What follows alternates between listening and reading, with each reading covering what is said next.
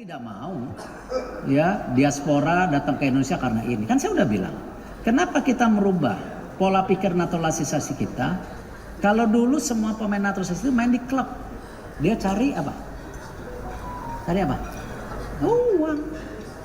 Kalau hari ini dia ingin cari nama, cari pengalaman, cari jam terbang. Nah itu value tersendiri buat mereka di Eropa, tapi bukan kita yang biayain, itu klub-klubnya kok. Karena kita butuh memang pemain di depan ketika oleh Romani mengalami masalah cedera di Piala Presiden, dihajar oleh Paulinho, ya, Moselin dari Arema, dia harus istirahat panjang setelah pasca operasi, sehingga ini gerak cepat dilakukan oleh PSSI untuk mencari pemain yang ada di depan. Memang sudah ada Mauro Silstra yang sedang berproses sekarang, ya namanya sudah masuk, sudah disetujui bahkan oleh Presiden. Nah, karena dengan kehadiran begitu banyak pemain keturunan Indonesia di skuad Timnas Indonesia bukan saja di level senior, U20 dan juga U17, maka dengan demikian Timnas Indonesia kita bisa bermain di level tertinggi. Mulai dari Piala Asia dan kita berharap nanti akan lolos ke Piala Dunia. Apalagi Timnas Indonesia senior sekarang sudah masuk dalam tahap untuk bisa lolos ke Piala Dunia.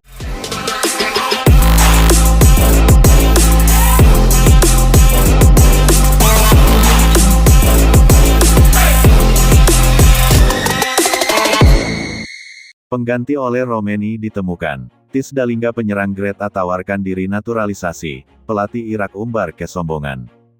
Timnas Indonesia tampaknya tidak perlu khawatir kehilangan daya gedor setelah kabar mengejutkan datang dari Eropa.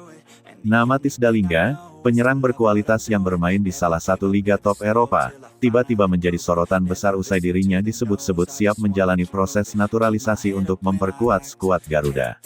Kehadiran Dalinga dianggap sebagai jawaban atas kekosongan yang ditinggalkan oleh Romani, penyerang yang sebelumnya diisukan batal bergabung karena faktor non-teknis. Kabar ini menjadi pembicaraan hangat di kalangan pecinta sepak bola nasional. Pasalnya, Dalinga bukanlah pemain biasa. Dia dikenal memiliki insting mencetak gol yang tajam, kemampuan membaca ruang yang brilian, dan penyelesaian akhir yang mematikan.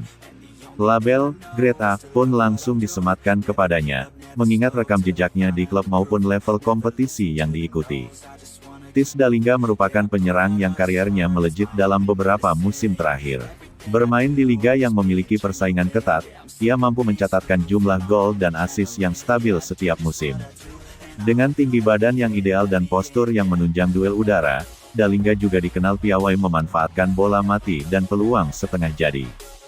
Permainan Dalinga tidak hanya bertumpu pada naluri gol, namun juga kontribusinya dalam membangun serangan. Ia kerap turun menjemput bola, membuka ruang bagi rekan setim, dan memiliki kemampuan mengatur ritme permainan di lini depan. Hal inilah yang membuatnya menjadi target banyak klub besar, sekaligus alasan mengapa kehadirannya di Timnas Indonesia dinantikan.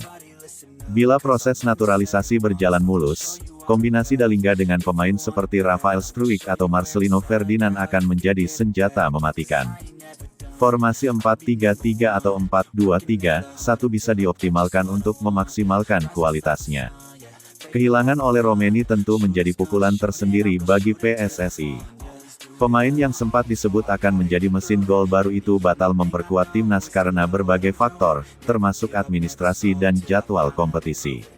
Namun, hadirnya Dalinga memberikan harapan baru. Bahkan, sejumlah pengamat menilai bahwa Dalinga memiliki profil yang lebih komplit dibanding Romani. Romani memang punya kecepatan dan kelincahan, namun Dalinga menawarkan lebih dari itu. Keunggulannya dalam duel fisik, akurasi tembakan, serta ketenangan di kotak penalti dianggap sebagai paket lengkap yang jarang dimiliki striker lain. Dengan kata lain, publik merasa Indonesia mungkin justru beruntung mendapatkan Dalinga di momen ini. Kabar bahwa Dalinga menawarkan diri untuk naturalisasi membuat PSSI disebut langsung bergerak cepat.